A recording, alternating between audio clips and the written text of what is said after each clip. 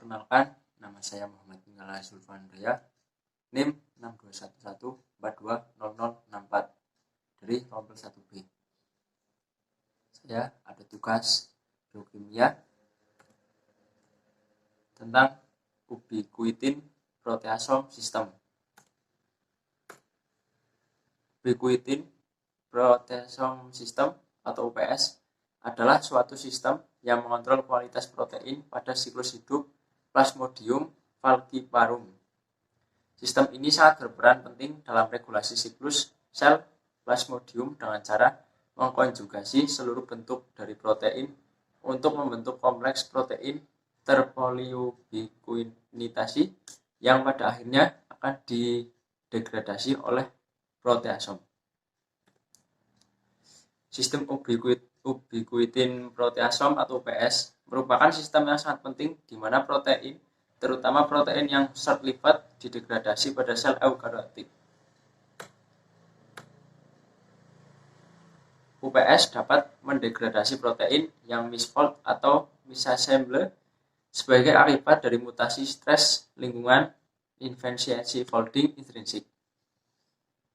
UPS juga berperan terhadap turnover banyak protein normal, termasuk banyak regulator sel seperti kinase dan faktor transkripsi yang ekspresinya dikontrol oleh keseimbangan antara sintesis dan proteolisis. UPS juga mengatur berbagai macam proses biologi seperti diferensiasi, neurotransmisi, dan apotesis. UPS diawali dengan aktivitas ubiquitin, sebuah asam 76 amino peptida kecil, oleh enzim ubiquitin activating dengan bantuan ATP. Ubiquitin yang teraktivasi atau ubiquitin kemudian ditransfer ke enzim kedua bernama enzim ubiquitin conjugating, berperan sebagai pembawa ubiquitin ke enzim ubiquitin protein ligase.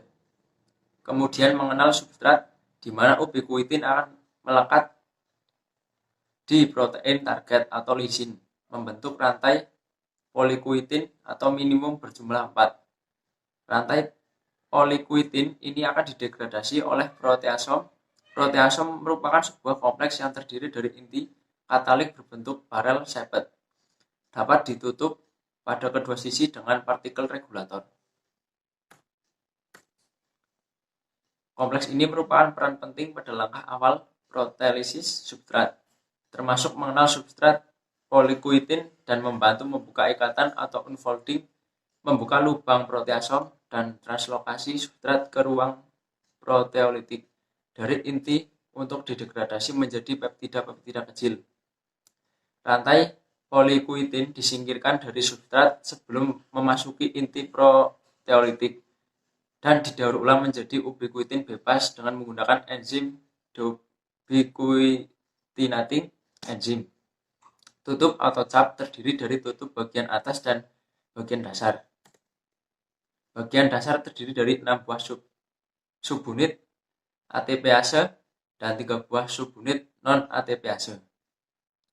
Bagian subunit ATPase akan berikatan dengan bagian luar proteasom dan berperan membuka ikatan protein substrat yang akan didegradasi di inti proteasom, sehingga fungsi pembukaan kanal ini dan pembukaan ikatan substrat tergantung sepenuhnya dari energi yang dihasilkan dari subunit ATPase yang terdapat di partikel. Bagian non-ATPase yang terdiri dari ubiquitin interaksi motif atau UIM akan berikatan dengan ubiquitin. Seperti diketahui, proteasom berperan penting pada degradasi dan pembersihan protein yang tidak diperlukan, juga berperan utama dalam mengontrol tingkatan fungsi protein regulator yang berumbur pendek dan erat berhubungan dengan mekanisme pertahanan antioksidan, aktivitas mitokondria, respon inflamasi, dan jalur anti-apoptotik sel. Nah, materi yang kedua, autophagy. Autophagy adalah suatu proses biomolekuler yang terjadi pada tingkat sel, di mana sel melakukan suatu aktivitas yang memakan komponennya sendiri yang rusak atau tidak berfungsi, tanpa mengganggu fungsi dan metabolisme sel. Autofagi adalah cara fisiologis sel untuk tumbuh, berkembang, mempertahankan diri, dan memelihara homeostasis sel. Autofagi dikendalikan oleh protein tertentu yang mengatur proses pengaturan pada tingkat inisiasi dan pembentukan autofagosomes. Proses autofagi dapat memberikan energi dan proses daur ulang komponen sel sebagai respon sel saat menghadapi rasa lapar atau stres lainnya. Autofagi dapat mencegah masuknya bakteri dan virus saat terjadi infeksi. Autofagi juga berkontribusi pada proses perkembangan embrio dan pembelahan sel. Sel juga menggunakan autofagi untuk mendegradasi protein dan organel sel yang rusak sebagai mekanisme kontrol untuk melawan risiko penuaan, seperti pada sarkopenia. Makro dan mikro autofagi menelan struktur besar melalui mekanisme selektif dan non-selektif. Autofagi Cabron mediat yang merupakan protein yang ditranslokasi melintasi membran lisosom dalam kompleks dengan protein pendamping yang dikenali oleh protein membran lisosom, menghasilkan lipatan dan degradasi. Dalam penelitian kanker, autofagi dapat berperan sebagai penekan atau promotor. Sebagai penekan, autofagi berperan penting untuk meningkatkan stres oksidatif, ketidakstabilan genom, dan aktivasi respon kerusakan DNA.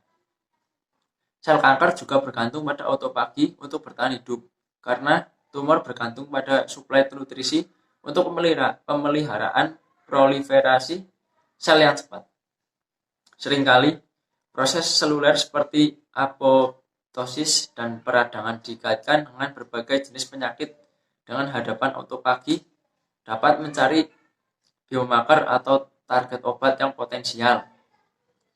Banyak penelitian tentang autofagi yang bergerak di bidang non-kanker, seperti neurodegeneratif, sindrom metabolik, sarkopenia, penyakit kardiovaskuler, dan seterusnya. Oleh karena itu, proses autofagi dapat berperan dalam berbagai jenis penyakit. Bagian tanaman yang dapat dimanfaatkan antara lain akar, batang, daun, umbi, atau bagian tanaman lainnya. Peran penting adenosin monophosphatidylinositase protein kinase menginduksi autofagi dalam mempertahankan homeostasis seluler dalam kondisi kekurangan energi. AMPK adalah indikator sensitif status energi seluler melalui deteksi penurunan ATP dan rasio AMP atau ATP yang tinggi. Dalam konteks iskemia miokard, AMPK diaktifasi oleh ATP rendah, yang selanjutnya memicu autofagi berikutnya. Bukti yang muncul menunjukkan bahwa AMPK memodulasi inisiasi autofagi. Cyclosporin juga memiliki efek anti-endoptosin yang kuat dengan mengurangi peningkatan suhu tubuh. Hal ini dapat terjadi karena homeostasis seluler yang diatur oleh autofagi. Kesimpulan, autofagi berperan dalam menjaga kesehatan dan prima tubuh dengan pengobatan herbal. Autofagi bisa diibaratkan sebagai pabrik daur ulang sel yang ada di dalam tubuh kita yang memberikan manfaat yang besar. Jika tidak ada autofagi, tubuh kita akan dipenuhi sampah dari sel tubuh sendiri. Pengetahuan tentang autofagi menambah dimensi baru pada jamu dan dapat diterapkan dalam industri farmasi. Terima kasih. Sekian dari saya. Wassalamualaikum warahmatullahi wabarakatuh.